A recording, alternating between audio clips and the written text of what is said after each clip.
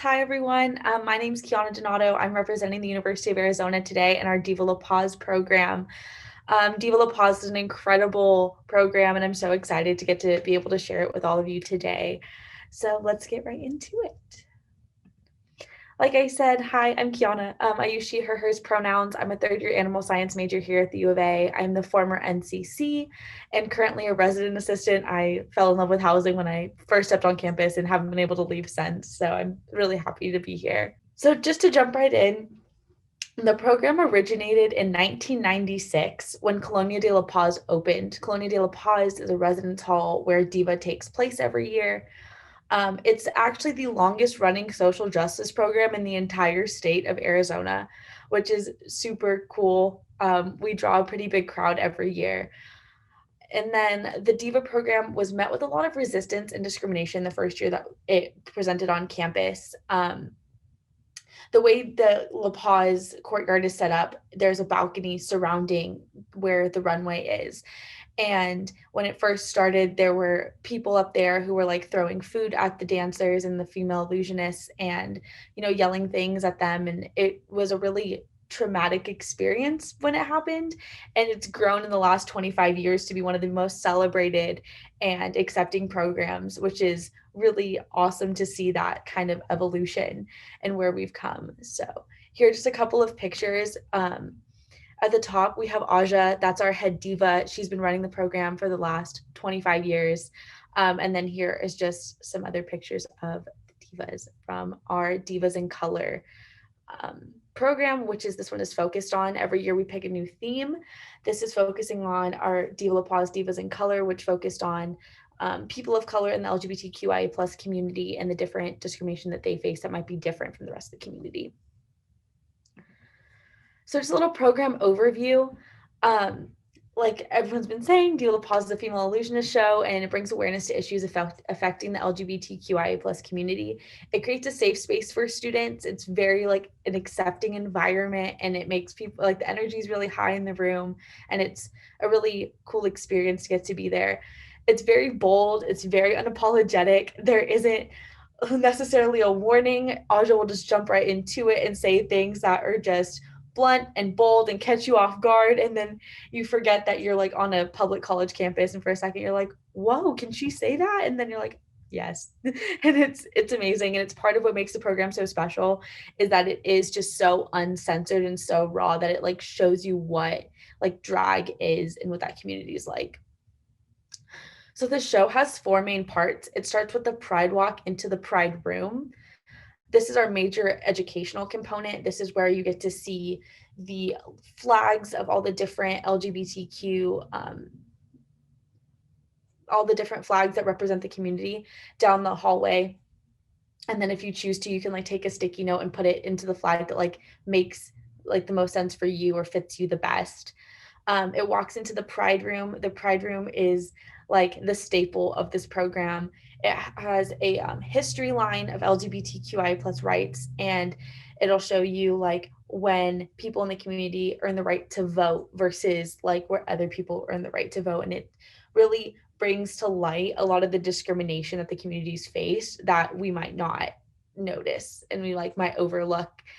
And so there's also a lot of stories on the wall. We do testimonials from people in the LGBT community talking about like maybe their coming out story and how it was difficult for them or discrimination they faced because of their sexuality or gender.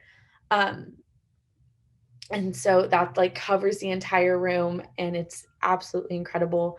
Um, then you walk into the runway area. There's a runway set up. There's about 500 chairs, and then a DJ on the second level who will play the music for the divas throughout the night. It starts with opening performances. We partner with different on-campus groups to just keep it connected to U of A. Every year we have U of A dance come out, some of the dance clubs on campus. We also do like a cappella groups, and anybody who wants to like showcase like their talents and everything, there's like an audition process, and then they'll open for the show. So after the openers are done, then the queens come out, and Aja usually starts off the show, or the host will start off the show.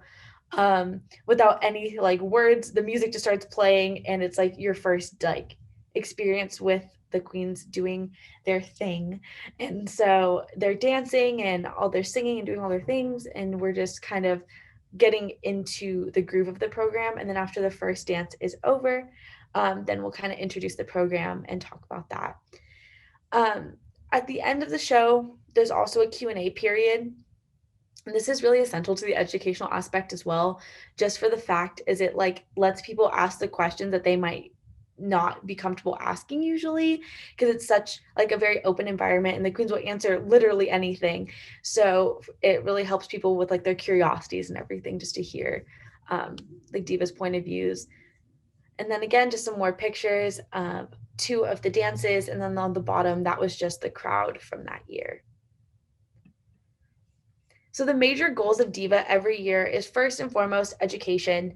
Um, like we said, it's like the longest running social justice program in the state of Arizona, and it gets so much attention because of its like raw nature, but also for the fact is like we educate on a lot of issues. We talk about struggles that the community faces, and it's so awesome just to like see everything and have people like have these realizations that they might not have had before. Um, and then like the history, like I said, of that. So the education aspect is very prominent in this program. With all of our programs, sustainability is huge. It's a lot of reusing decorations and avoiding new purchases if we can. Um, and then, buying durable decorations that can be used year after year. Accessibility financially and physically, it's completely free for anyone with a student ID, and anyone with a student ID gets to also bring a guest student or non-student if they choose to. They just have to sign a waiver. So we try to make it accessible for everyone. Diva usually works with the DRC too, our Disability Resource Center here on campus, just to make sure that the space is accessible, that there's like ramps for wheelchair users and things like that, so that everyone can be a part of this program. And then lastly, creating an inclusive space, definitely with subject matter that can be like touchy or triggering. Creating an inclusive space is necessary 100%. So Diva La Paz is grounded in being a space for all students. We use trigger warnings throughout, inclusive language. At our last Diva, Aja came up and she was talking about it. She was like, I don't like understand pronouns as much as I should. I'm working on it, but I'm just going to call you all humans for tonight because that's where we all fall. So, hi, humans. It's nice to meet you all. And so, just trying to keep that safe space and making sure that everyone feels included, no one feels like misgendered, and it's just like a very welcoming environment. So that safe space is really important. We have the RAs also standing around in their shirts in case there's like a situation where someone might feel triggered, that there's someone that they can go to in that moment. And being an RA, like we're trained in, some different emotional tactics and things and supporting students emotionally as much as we can. So we're definitely there to help throughout the program in case it's needed. So just some of our programming logistics, I included our budget from that program that year. We spent about $5,000 on Diva. The way our RHA functions is that whenever you want to throw a campus-wide program, you just go through a sponsorship process. You can request up to $5,000. And then the additional like $6 that they spent was from their hall council fund. Diva is a pretty expensive program, and the fact it's like lots of decorations. So just and the entertainment, like hiring the DJ. Also, UAPD is always there just because it's a program that could get some negative attention. And in that case, we always have UAPD like in the building just in case anything happens. Again, the RAs have their shirts on, so we pay for like staff shirts and everything. And then we have cat cards being the Wildcats. So we do student ID scanners also just to kind of help with safety and security, just because like things can get a little rowdy sometimes and it's important to be safe. But just kind of a little breakdown of our budget. We spend a good amount on marketing just to get the flyers out, QR codes out, stickers like the Diva lips will be around campus. Then decorations, the walkway, Pride Room, courtyard. It's a big area to decorate, and the Pride Room is completely covered. So it's important that allocate a good amount of funds to that, especially because it's our major educational component. For food, we don't provide food for attendees just because like that's not the focus of the program. And we already gather so many people that if we provided food, like we last year, I think we turned around like 50 people maybe. So we just provide food for the volunteers, the performers, the divas, and then the staff because they set up all day to decorate the whole building. So that's where the food money goes to. And then entertainment, of course, the DJ, the stage, and the chairs are all, paid for and rented. Security, and then the divas, we pay for their parking passes for the day. So they have a place to park right behind La Paz, the residence hall. And then each diva gets a little gift baggie at the end of just like a little thank you because they do this all completely free. And they do it because they want to support a program that brings awareness to drag and all that kind of stuff. So we appreciate them a lot, and our little gift bags go into that. And then another logistical thing was just how we split up the work and allocate that. So there's 5 committees: decorating, marketing, productions, pride room, and logistics. So decorating again goes into buying all the decorations, decorating like the runway and all that. Marketing, again, like generating flyers. Productions is going through and picking the openers for the present for Diva, so the dance crews, the acapella groups. Pride Room's its own separate committee just because it takes so much work. And then, of course, the logistics committee to work with like making sure parking passes are purchased and just like the little things to make sure that Diva runs smooth. So bringing it back to our major educational components, I just wanted to draw a little bit more attention to the Pride Walk and the Pride Room. So the Pride Walk, it's usually lined and it says Diva La Paz and like hanging letters as you walk down. It's covered in lights. You can hear the music playing, so it's kind of the anticipation of like the show and what you're gonna see. Um, on the flags are hanging down, and so you're kind of just like getting into the energy of Diva. And then down on the second picture is a picture of the Pride Room. So on one wall there's a bunch of Diva lips and people can sign them, and on the bottom they can either write like if they're part of the LGBTQIA plus community if they would like, and then allies can write that they're just an ally, and then it like lets people know that they're supported and that it like whether in this building it's a very safe space and maybe they're going to connect with someone who's going to be able to support them and make them feel safe all the time. And that's just an awesome component of the Pride Room. We also have like on the far right wall you can see like the timeline. That's where it shows like where like straight people got rights versus where the LGBTQIA plus community received like those same rights. And then lots of the flags are also showcased within the Pride Room. Um, and so it's a huge undertaking to decorate this whole room, but it's incredible and definitely brings a lot of awareness to the community. So implementation, when implementing this program on different campuses, it's going to definitely depend on institution size. Not all campuses are going to be able to put like $5,000 into a program. Some may be able to put more than that into this program. I think the first step is always contacting divas in your area. There's usually drag clubs like around college campuses for some reason, but it's so they're if they're in your town, definitely contact them first. They have a network of other divas and they all just like connect, and it's awesome. Aja brings new divas every year, some of the same divas, and then like I believe she brings, I want to say probably like 15 to 20 divas. It's a pretty big show, and then they'll each get to do, I think, usually 2, but it's also dependent, like if they're doing a group song or if they all want to like do their own. So that's kind of dependent on what they want. But they have a network, and divas are usually really happy to help with a program that brings awareness to drag and is like educational. And it's fun for them. And college kids get like, at least for us, we get so excited every year when this is happening that like the crowd energy is awesome. The way we set it up is we have like 500 chairs around the courtyard, and at the end cap of each chair it has a little sign on it that says splash zone. And if you sit there, then the divas are allowed to interact with you. So they'll come up and they'll dance with you, or they'll play with you with like a feather and things like that, just like get the connection and to connect with the audience a little bit more. So that's always a fun component. But just contacting divas, seeing who'd be available to help, and who would like if they'd want to like start this program. The second big thing is finding a space that can accommodate a runway and the audience. It's hard to find a space where you can put the runway, the whole stage, and then have them like walk out of somewhere onto the stage. So finding somewhere on your campus that can accommodate that.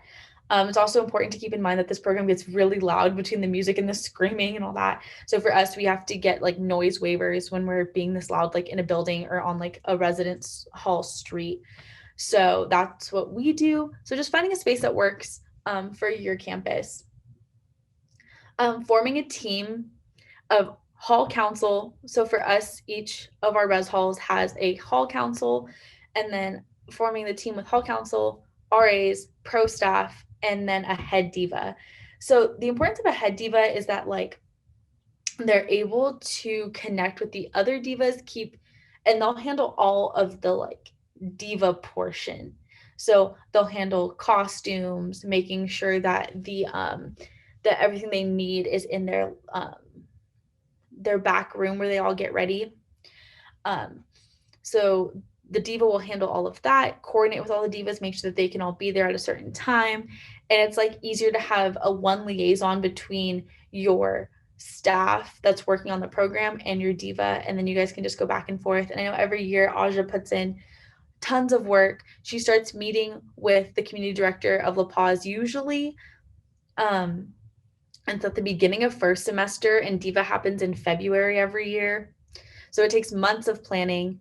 And so she'll come back and forth and meet with our CDs and then go back and talk to the divas that she's bringing to the program.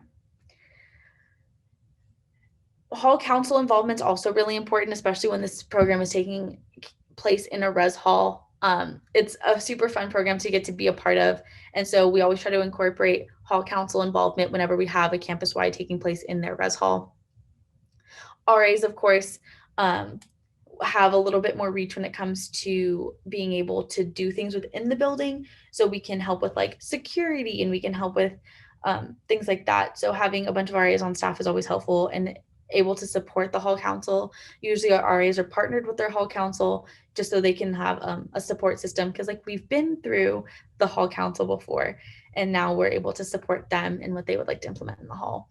And then of course our pro staff's incredible, and they run the whole thing, so behind the scenes every year. So that's pretty much that. Breaking into committees, breaking up the work. So Diva is a huge undertaking. So breaking into committees and having a plan of how you're going to execute the program is so important. And once you start breaking out in your committees and each working on your individual tasks, the program just starts to kind of come together. So breaking out into your committees, finding out what each person's strengths are. Maybe someone's really good at digital art, so they'll be really good in the marketing committee. Maybe someone like is in a dance club and now wants to help recruit talent, so they're going to want to be in production. So just splitting that up, then having, meetings to kind of all get on the same page and be like, what are you guys working on? What do you need from us as a committee? And then figuring out your theme. So like I said, this diva that we're focusing on today is Divas in Color, which was incredible for the fact is like we had a Latina diva sing a song completely in Spanish, and she did her own rendition of everything, which was cool to just see like the different like cultural like things that they were implementing. And then last year, Diva 2020 was Divas in Wonderland. It was completely Alice in Wonderland themed. It was so incredible. So figuring out what theme works for you and what your educational goal is, because it can help like figure out what your theme is. Student impact. For a lot of people, Diva La Paz is their first look into drag, and for some, it's their first look into the LGBTQIA plus community. It's an incredible program, and it makes people feel, like I've said like a million times, really safe, really accepted in a really positive environment. But it was my first drag show I'd ever seen when I was a freshman. And so it just makes this connection with students and opens them up to this whole new world that they might not know that they want to be a part of. And every year when the students are leaving, they're always talking about how incredible this program is, how much they can't wait for next year. Um, how funny it was to see some diva like flicking their friend with a feather and like all these things that are just like really important to the program. And so the student impact is so positive and so important, and it's awesome to see every year. For Divas in Color, they actually took a volunteer from the crowd at the beginning of the show. And they were like, who wants to volunteer? We're going to make you a diva. And so they took him behind stage. They went through the whole process. He came out in full drag, like full hair, makeup, clothing. And he was behind stage practicing his dance moves and everything. And when he got out, he connected with the DJ and actually had his first drag performance right there in front of everyone. Of course, it's like completely volunteer based because it can be really uncomfortable if that's something you want to be a part of. But he loved it, and it was his first time getting to actually be in drag. And so that was super awesome and incredible to see, because you don't normally get those experiences if you just go into a drag club. You can't just, hop on stage. So Diva does a really good job of, bringing in the community. So these are just a couple more pictures. We do a photo booth so everyone can take pictures of the event. We hire a photographer every year just because our program's gotten so much attention at this point that we want like the professionally done pictures to be able to put in like slideshows and into the year recognition and into like the Tucson community if it goes into the newspaper and stuff like that. And then the bottom one is the end. It shows the Q&A of all the divas. They bring their chairs out on stage and they all sit around, and we just like pass the microphone around the audience and people ask all sorts of questions to where do you get your costumes? And a lot of divas like actually make their costumes. So we'll tell you about what that process is like, how they got into drag, if drag was always like an accepted thing for them. And the Q&A portion is super fun and really funny. And then every year, Aja also gives a little speech about just like being a good person and accepting one another no matter what.